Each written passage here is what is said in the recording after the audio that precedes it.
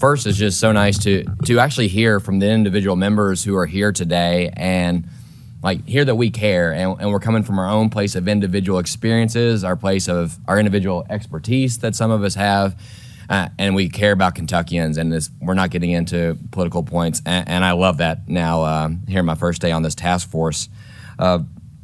Senator Meredith made a great point as far as the rising cost of health care and it being unsustainable. And it's both cost to us as the government, but also cost on the individual. They're both rising too steeply that we have to bear. And I like that our Madam Chairwoman said the word prevention multiple times now. It costs less money to prevent disease than to treat disease. It costs less money to prevent sickness than it does to treat sickness. So how can we go about doing those things? As a fitness coach on this panel, I'd be remiss if I didn't talk about the role of physical fitness in that.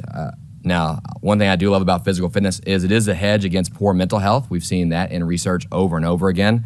But also serves as a hedge against chronic disease, especially those tied to obesity and heart disease and diabetes. And those all place an undue burden on our healthcare system, an undue burden as far as costs, but also an undue burden as far as just limited resources and capacity, like Senator Richardson was saying, for providing care.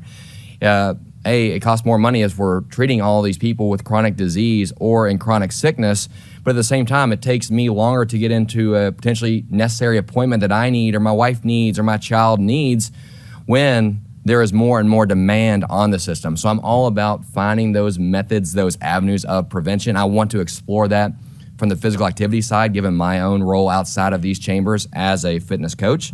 But also really love that Representative Callaway said, working with Commissioner Schell, the phrase food is medicine is used from time to time, but I don't think it's used enough.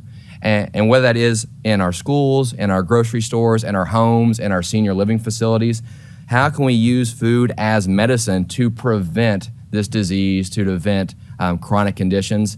And really excited to dive into those and make real progress in those areas. So thank you.